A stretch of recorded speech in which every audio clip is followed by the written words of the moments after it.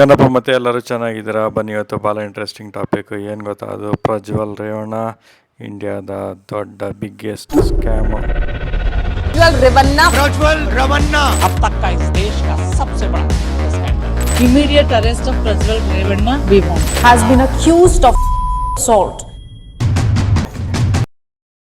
ADR ಅಂತ association ಇದೆ. ಅದರಲ್ಲೇನಂದರೆ ಎಲ್ಲ ಪೊಲಿಟಿಷಿಯನ್ಸ್ಗಳು ಅವರ ಮೇಲೆ ಏನೇನು ಕೇಸ್ ಐತೆ ಎಲ್ಲ ಚೆಕ್ ಮಾಡಿದ್ರೆ ಏನು ಸತ್ಯ ಬರುತ್ತೆ ಗೊತ್ತಾ? 134 MPs MLAs ಮೇಲೆ ಕೇಸ್ ಇದೆ. ಯಾರ ಮೇಲೆ? ಅದು ಕ್ರೈಮ್ ಎಗೇನ್ಸ್ಟ್ ವುಮನ್.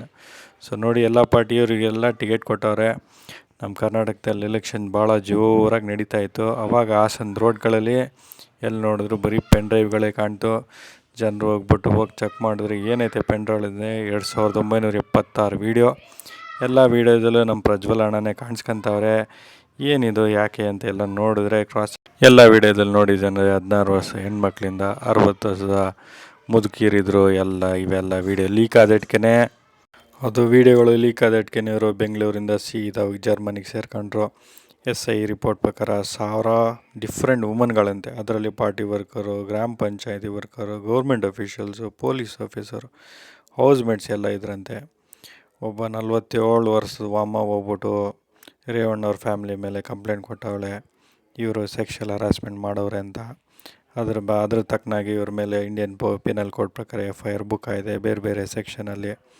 ಸೊ ಹೌದು, ನಮ್ಮ ವುಮೆನ್ಸ್ ಕಮಿಷನರ್ ಚೀಫ್ ಏನು ಹೇಳ್ತಾರೆ made up by the time. And then when I went through all that, then I felt I was very sensitive about those victims who are there in those videos.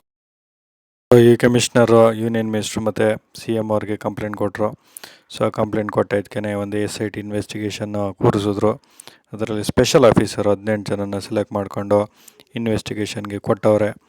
Main root cause ಏನು ಅಂತ ತಿಳ್ಕೋದಾದರೆ ಏನು ಗೊತ್ತಾ, ಇಲ್ಲಿ ಇವರು driver Karthik Gowda ಅಂತ, ಇವರು 15 ವರ್ಷದಿಂದ ಇವ್ರ ಮನೇಲೆ ಕೆಲಸ ಮಾಡ್ಕೊಂಡಿದ್ರು. ಎಲ್ಲ ವೀಡಿಯೋಸ್ ರೇವಣ್ಣನ ಮೊಬೈಲಿಂದ ಪೆನ್ ಡ್ರೈವ್ ಕಾಪಿ ಮಾಡ್ಕೊಂಡು ಹೆಂಗಾರು ಮಾಡಿ 16 ಎಕರೆ ಜಮೀನು ಐತಲ್ಲ, ಆ ಜಮೀನು ನಂದೇ ಆಗಬೇಕಂತ ಇದನ್ನು ಉಪಯೋಗಿಸ್ಕೊಳಕ್ಕೆ ನೋಡಿದ್ರು. ಮೇನಲ್ಲಿ ಟ್ವಿಸ್ಟು ಮತ್ತು ಟನ್ನು ಬರೋದು ಹೆಂಗಂದರೆ, ಇವರು ತಮ್ಮ ಕೈ ಮಾಡ್ಕೊಂಡಿದ್ರೆ ಪರವಾಗಿರಲ್ಲ, ತಗೊಂಡೋಗ್ಬಿಟ್ಟು ದೇವರಾಜೇಗೌಡ ಅಂತ BJP ಕ್ಯಾಂಡಿಡೇಟ್ ಅವ್ರು ಕೊಟ್ಟರು. ಇವರು ಮೊದಲು ಒಂದು ಸ್ವಲ್ಪ ಸೋತವ್ರೆ. ಇವ್ರ ಮೇಲಿಂದ ಇವರು ಈ ಗ್ರಡ್ಸ್ನ ತೀರ್ಸ್ಕೊಳ್ಳೋಕ್ಕೋಸ್ಕರ ಯೂಸ್ ಮಾಡಿದ್ರು. ಸೊ ಬಿಫೋರ್ ಸ್ಕ್ಯಾಂಡಲ್ ಏನಾಗಿತ್ತು ನೋಡಿ, ಆಫ್ಟರ್ ಸ್ಕ್ಯಾಂಡಲ್ ಏನಾಯ್ತು ನೋಡಿ. ಕುಟುಂಬ ಅಂದರೆ ರೇವಣ್ಣ ಅವರು, ಅವರ ಪತ್ನಿ, ಇಬ್ಬರು ಮಕ್ಕಳು. ಇಲ್ಲಿ ದೇವೇಗೌಡರ ಕುಟುಂಬ ಅನ್ನೋ ಪ್ರಶ್ನೆ ಬರಲ್ಲ. ಆಲ್ರೆಡಿ ನಾವು ಡಿವೈಡ್ ಆಗಿರೋರು ಬೇರೆ ಬೇರೆ ವಾಸ ಇದ್ದೇವೆ. ನಮ್ಮ हिपोक्रेसी की भी सीमा होती है. ಆದರೂ ಏನಾರು ಹೇಳಿ, ಸೊ ಈ ಎಲ್ಲ ಇನ್ಸಿಡೆಂಟಿಂದ ಹೆಣ್ಮಕ್ಳಿಗೆ ಭಾಳ ಅನ್ಯಾಯ ಆಗಿದೆ. ಸೊ ಮತ್ತೆ ಬಂದು ಅವರು ಮೆಂಬರ್ ಆಫ್ ಪಾರ್ಲಿಮೆಂಟ್ ಆಗ್ಬೋದು, ಆದರೆ SIT ಮೆಂಬರ್ಸ್ದು ಏರ್ಪೋರ್ಟಲ್ಲಿ ಕಾಯ್ಕೊಂಡಿದ್ಬಿಟ್ಟು ಈ ರೀತಿ ಮೋಯ ಆಯ್ತದೆ ಅಂತ ನಾವಂತೂ ತಿಳ್ಕೊಂಡಿರಲಿಲ್ಲ.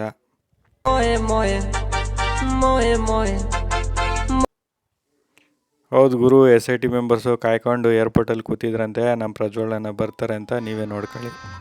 गजब बेइज्जती है. ಏನ್ರಪ್ಪ ಮತ್ತೆ ಏನು ಕನ್ಕ್ಲೂಷನ್ ಹೇಳೋಣ, ನೀವೇ ಕೇಳ್ಕೊಳ್ಳಿ. ನಮ್ಮ ಪ್ರಜ್ವಲನ್ನ ಹೇಳ್ತಾರೆ. ದಯವಿಟ್ಟು ಹೇಳ್ತಾ ಇದ್ದೀನಿ, ದಯವಿಟ್ಟು ಗೌರವ ಕೊಟ್ಟು ಹೇಳ್ತಾ ಇದ್ದೀನಿ, ನಮ್ಮ ಪೊಲೀಸ್ ಇಲಾಖೆಯವರು ಇದ್ರ ಬಗ್ಗೆ ಹೆಚ್ಚಿನ ಕ್ರಮ ತಗೊಂಡು ಶೀಘ್ರದಲ್ಲಿ ಅವನ್ನ ಅರೆಸ್ಟ್ ಮಾಡೋ ಅಂಥದ್ದು ಮಾತ್ರ ಅಲ್ಲ, ಇನ್ವೆಸ್ಟಿಗೇಷನ್ ಮುಖಾಂತರ ಯಾರ್ಯಾರು ಶಾಮೀಲಾಗಿದ್ದಾರೆ, ಯಾರ್ಯಾರು ಜೊತೆಗಾರರಿದ್ದಾರೆ, ಇದಕ್ಕೆ ಯಾರ್ಯಾರು ಇನ್ವಾಲ್ವ್ಮೆಂಟ್ ಇದ್ದಾರೆ, ಎಲ್ಲರೂ ಅಧಿಕಾರಿಗಳು. PM ಮೋದಿ ಅವ್ರದ್ದು ಅಭಿಯಾನ ಏನಿದೆ, ಹೆಣ್ಮಕ್ಳು ಉಳಿಸಿ, ಹೆಣ್ಮಕ್ಳು ನಾವು ಬೋಧಿಸಿ ಅಂತ ನೀವೇ ಕೇಳ್ಕೊಳ್ಳಿ. आंकड़ों से पता चला है कि बेटी बचाओ बेटी पढ़ाओ अभियान